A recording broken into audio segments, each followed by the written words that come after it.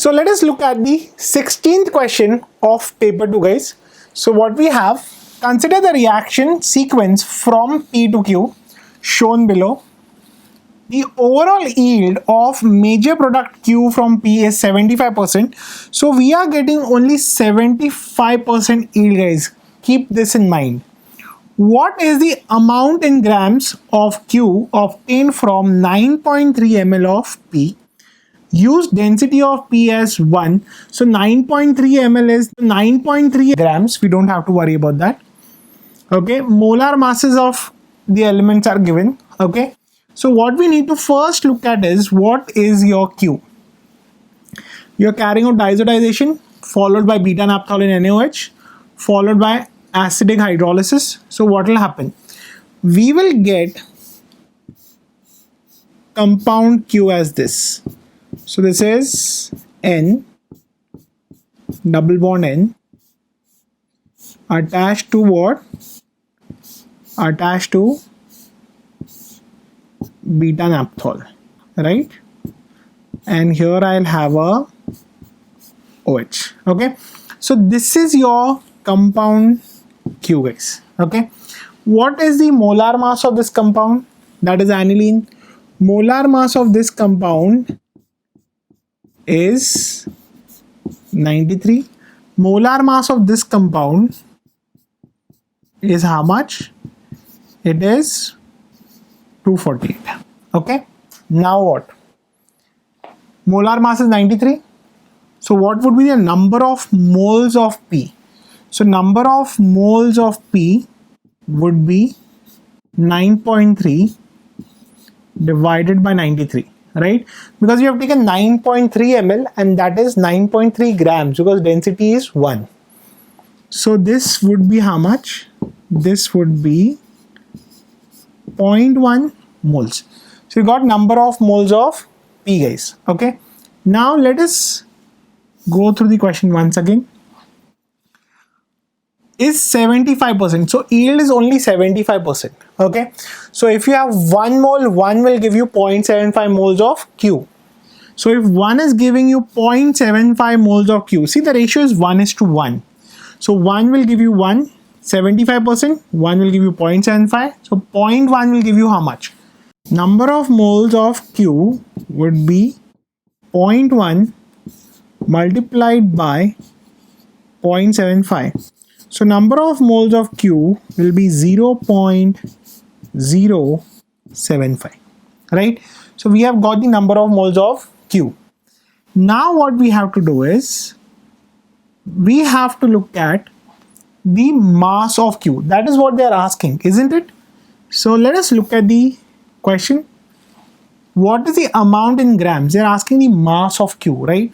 So what we'll do at the end, for the mass of Q, we multiply this by what? What is the molar mass? Molar mass is 248. So as I multiply this, I'll get how much? 18.6 grams. So this is your answer, guys. Okay. So mass of Q obtained over here is how much? Mass of Q is 18.6 grams. Okay, so answer is 18.6. Okay, let us look at the next question. I hope this is clear. It was a simple question, just stoichiometry is involved, guys, nothing else. Let us look at the 17th question. Okay. Tin obtained from cassiterite by reduction with coke. Use the data given below. So we have to use the data what is given below. I can see a lot of data given over here, guys. Okay. The minimum temperature at which the reduction of cassiterite by coke would take place. At 298, del F of SnO2 is given, del F of CO2 is given, entropy of SnO2 is given, Sn is given, okay, entropy of carbon is given, entropy of CO2 is given. Assume that the enthalpies and the entropies are temperature independent. Okay, so the both are what? Entropies and enthalpies are what? Temperature independent. So what we have to do is basically we have to find out the temperature at which it is in equilibrium, guys. Okay, so how do we do that, guys? First of all, we will have to calculate what? We will have to calculate the del H for this reaction. So we'll get Sn plus CO2. So we have to calculate del H for this reaction. How will calculate del H? Enthalpy of the reaction will be equal to enthalpy of the product, that is enthalpy of formation of CO2 minus enthalpy of formation of SnO2. Okay, so what is the enthalpy of formation of CO2 and SnO2? So if I look at the enthalpies, so for SnO2 it is minus 581 and for CO2 it is minus 394. So this is minus 394 minus of minus, that is plus 581. So if I calculate this, this will be how much? This will be 187 kilojoules per mole, guys. Okay, so I got the enthalpy of the reaction. Now what I'll do is I'll have to calculate the entropy. So again, entropy would be entropies of the product minus entropy of the reactants. So how will I calculate this? Again, the values are given, guys, right? For reactants and products, the values are given. For SnO2 it is given, for Sn it is given, for carbon it is given, and for CO2 it is given. If I take all these values and I calculate this, so on calculation this comes to how much? This is 200 joules per mole. Now what? I have to find out the temperature at equilibrium. So temperature at equilibrium would be how much? P is equal to del H upon del S. What is your del H? Del H is 187 into 1000 divided by what? Divided by 200. Alright. Why did I multiply by 1000? Kilojoules, and here it is joules. So temperature would be how much? Your temperature is 935 Kelvin. So that is your final answer. So this is 935. That is your answer, guys. I hope this is absolutely clear. Yes, very simple question, guys. You'll have to apply yourself just for calculating all these values, and it is done, guys. Let us look at question number 18th. That is the last question of paper 2, guys. Okay.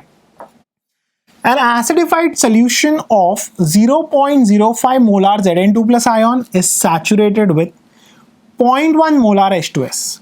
What is the minimum molar concentration of H plus required to prevent the precipitation of ZnS?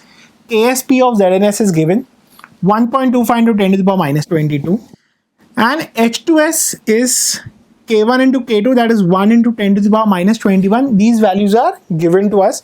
What we have to do is we have to find out the concentration of H plus ions. Very simply, guys.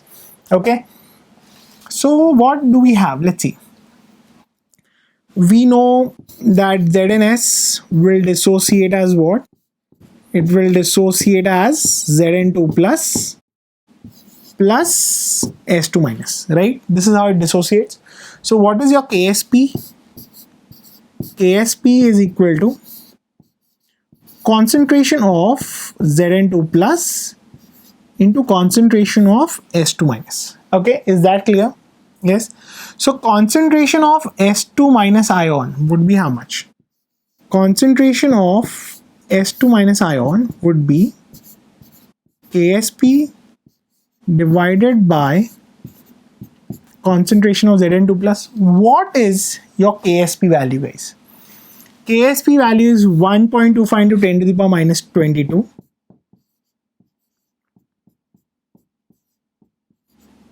Alright.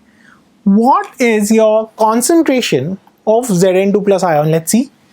Concentration of Zn2 plus ion is 0.05. So if I solve this, so what is the concentration of S2 minus ion. This would be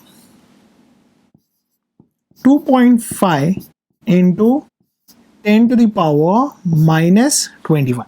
This is the concentration of H2 minus ion, guys. Okay. Now, let us look at K1 into K2. K1 into K2 is 1 into 10 to the power minus 21. So we can do what over here? We can take K1 into K2 is equal to concentration of H plus square into concentration of S2 minus divided by the concentration of H2S. We have to find H plus, guys. What is K1 into K2? K1 into K2 is given to us as 1 into 10 to the power minus 21.